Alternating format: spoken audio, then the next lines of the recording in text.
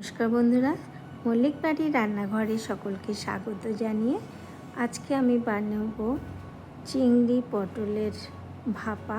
একটু অন্যরকমভাবে তৈরি করেছি। গরম ভাতের সঙ্গে বা রুটি পরোটা সব কিছুর সঙ্গে খেতে কিন্তু ভীষণই ভালো লাগে। তাহলে দেখে নিই। এখানে প্রথমে কিছুটা পটল নিয়ে নিয়েছি। এবার এই পটলগুলোকে একটু উপরের অংশটা একটু ভালো করে এরকম কেখে নেব। চাইলে আপনারা অল্প অল্প করে খোসা ছাড়িয়ে নিয়ে করতে পারেন। আমি এইভাবেই করছি। আপনারা ছুরি বা বটি দিয়েও করতে পারেন। এবার চারিধারে যখন আমার খোসাটা ছাড়ানো হয়ে যাবে তখন মাথা আর নিচের দিকটা এরকমভাবে কেটে নেব। এইভাবে আমি সব কটা পটল কিন্তু একইভাবে ছাড়িয়ে নেব। এবার এই পটলগুলো ছাড়ানো হয়ে গেছে। এবার আমি এগুলোকে ভালো করে ধুয়ে নিয়েছি, কারণ পরে ধোয়া যাবে না, ওই জন্য আগেই ধুয়ে নিয়েছি।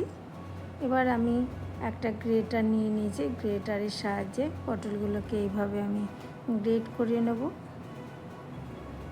চারিধারে আমি গ্রেট করে নেওয়ার পরে মাঝখানে যে বীজটা থাকে এগুলো কিন্তু আমি বাদ দিয়ে দেবো।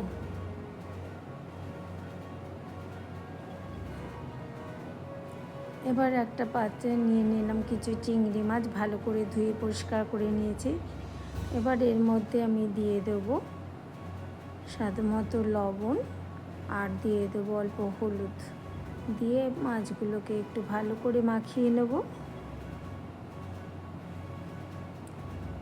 এবার একটা মিক্সিং জার নিয়ে নিয়েছি, একটা পেস্ট তৈরি করে নেব। তাতে দিয়ে দিলাম 1 চামচ কালো সর্ষে, 1 চামচ হলুদ সর্ষে, আর দিয়ে দেব 1 চামচ পরিমাণে পোস্ত, দিয়ে দিলাম 2টো কাঁচা লঙ্কা, ঝালটা অবশ্যই আপনাদের স্বাদ অনুযায়ী দেবেন, আর দিয়ে দিলাম 2-4 চামচ পরিমাণে নারকেল কোড়া, আর অল্প জল দিয়ে একটা মিহি পেস্ট তৈরি করে নেব। এবার কড়াইতে দিয়ে দিলাম 2-4 চামচ পরিমাণে তেল, তার মধ্যে দিয়ে দিলাম চিংড়ি মাছগুলোকে হালকা করে আমি একটু ভেজে নেব। খুব বেশি ভাজবার দরকার নেই, শুধু আস্তে গন্ধটা চলে গেলেই নামিয়ে নেব। মাছগুলোকে তুলে নিলাম। এবার আর তেল দেবো না, ওই অল্প তেলের মধ্যেই দিয়ে দিলাম অল্প কালো জিরে। একটু নাড়াচাড়া করে এর মধ্যে আগের থেকে যে গ্রেট করা পটল ছিল সেটা দিয়ে দিলাম,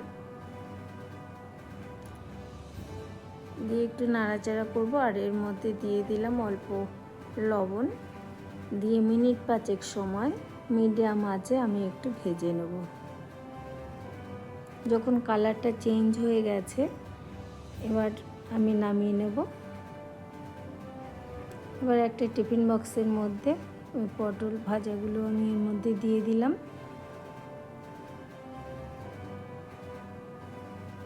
আর আগের থেকে যে আমি পেস্টটা তৈরি করে রেখেছিলাম সেটা দিয়ে দিলাম।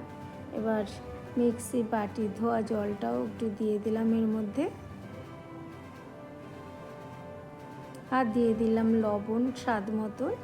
আগেও লবণ দিয়েছিল, সেই বুঝে লবণ দিতে হবে। দিয়ে দিলাম হলুদ গুঁড়ো, আর দিয়ে দিলাম লাল লঙ্কার গুঁড়ো, সুন্দর একটা কালারের জন্য। ঝালটা অবশ্যই আপনাদের স্বাদ মতন দেবেন, আর অল্প চিনি দিয়ে দিলাম স্বাদটাকে ব্যালেন্স করার জন্য। আপনারা যদি অপছন্দ করেন তাহলে দেবেন না। আর দিয়ে দিলাম 2-4 চামচ পরিমাণে সর্ষের তেল। সব কিছু দিয়ে ভালো করে মিশিয়ে নিলাম।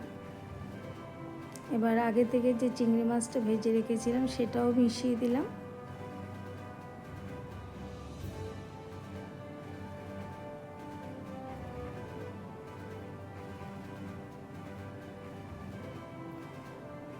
ভালো করে মিশিয়ে দেওয়ার পরে এর উপরে আমি আবারও একটু জল দিয়ে দিলাম, সামান্য জল, আর দিয়ে দিলাম 1 চামচ পরিমাণে সর্ষের তেল। এখানে একটু ভাপা করতে গেলে একটু তেলের পরিমাণ বেশি লাগে। আর দিয়ে দিলাম একটা কাঁচা লঙ্কা, দিয়ে আমি 10 মিনিট রেস্টে রেখে দেবো। অপরদিকে একটা পাত্রে কিছুটা জল দিয়ে দিলাম, ফুটতে দিয়েছি। এবার এর উপরে একটা স্ট্যান্ড দিয়ে তার উপরে টিফিন বক্সটা বসিয়ে দিলাম।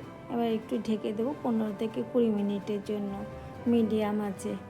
এবার 20 মিনিট বাদে গ্যাস অফ করে দিয়ে নিলাম। এবার ঠান্ডা হলে আমি তুলে নেব। দেখুন কত সুন্দরভাবে তৈরি হয়ে গেছে, তাহলে খুব সহজেই তৈরি করা যায়। আপনারাও এভাবে একবার বাড়িতে ট্রাই করে দেখবেন কেমন হয়, আমাকে অবশ্যই কমেন্টে জানাবেন। ভালো লাগলে লাইক শেয়ার কমেন্ট করবেন, আর নতুন নতুন রেসিপির আপডেট পেতে আমার চ্যানেলটিকে সাবস্ক্রাইব করবেন, পাশে থাকা বেল আইকনটিকে প্রেস করতে ভুলবেন না।